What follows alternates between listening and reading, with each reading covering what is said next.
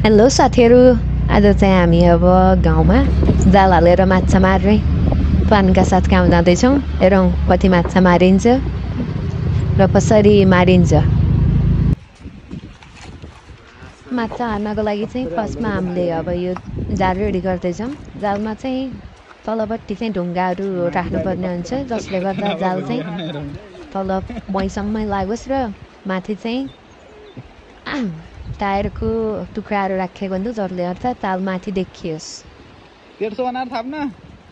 150 यस्तरी के छेकेर पर्दैन के तिमी।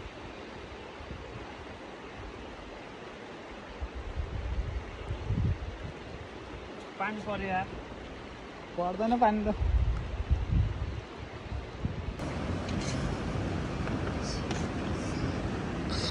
अब यसरी नै हामीले 50-60 वटा जाल चाहिँ खोलामा थापिनेछ।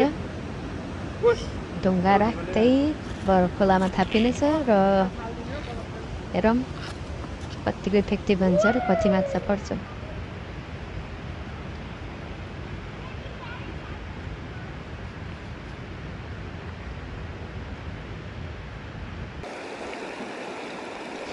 जाल थाप्न चाहिँ यहाँको सबै गाउँको साथीहरू आएका छन् र यिनीहरूले अब सबै जाल फटाफट थापिरहेका छन् र अब कतिको माछा पर्छ।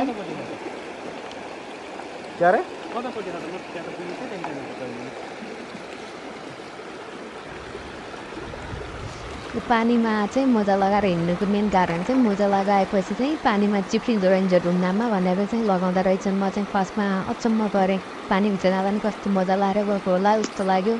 पछि त्यसको कारण चाहिँ त्यस्तो रहेछ।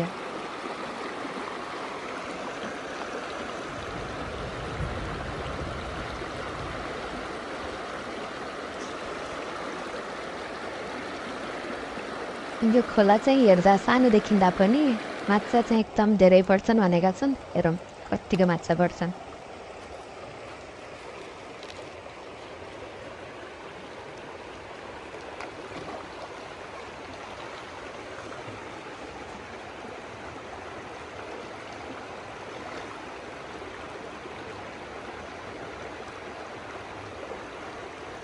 किन त तन ठाडो नराख्ने 150 राख्ने भनेको के यो खोलो 150 ठाडो भएको छ, ठाडै राख्न यस्तो 150 र यो खोलो छेकेर के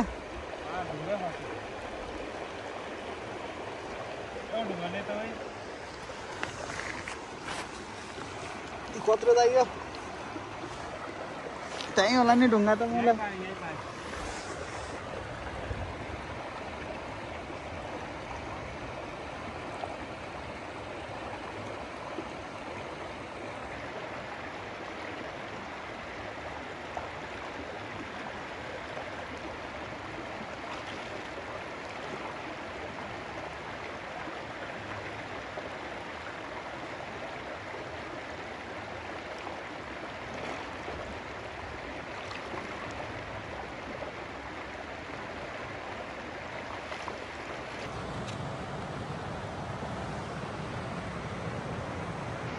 जाल थाप्दो थाप्दो अब चाहिँ रात पर्न लागिसक्यो। त्यही भएर अब यो चाहिँ हाम्रो लास्ट जाल हुनेछ। यो जाल थापेर अब भोलि बिहान 6 बजे उठेर हामी जाल झिक्न आउनेछौँ। हेरौँ कतिको माछा पर्छ।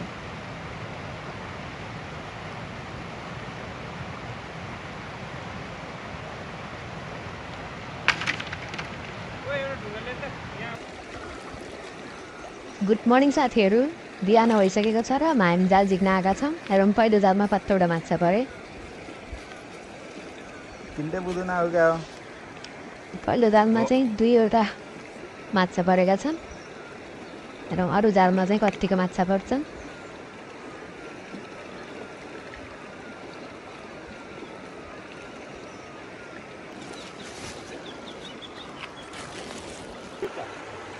दुईटा परे त। अर्को जालमा पनि 2-3 वटा माछा परेका छन्। माछा चाहिँ लगभग सबै जालमा पर्दो रहेछ। तर यो राति हावा उल्ले गर्दा पात धेरै परेर चाहिँ अलि माछा कम परेको भनेको छ साथीले।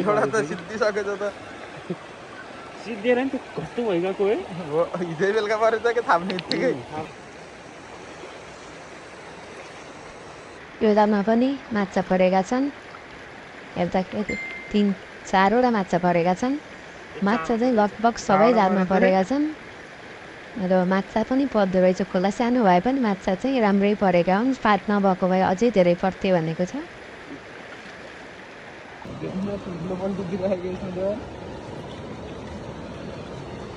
यसरी हिँडिन्छ कि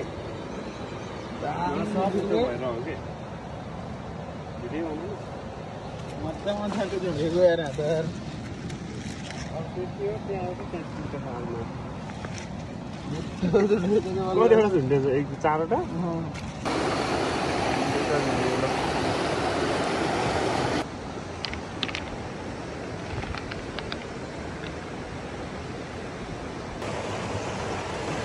यो चाहिँ हाम्रो लास्ट साल भएको छ। हेरौँ कतिवटा माछा पर्दो रहेछ।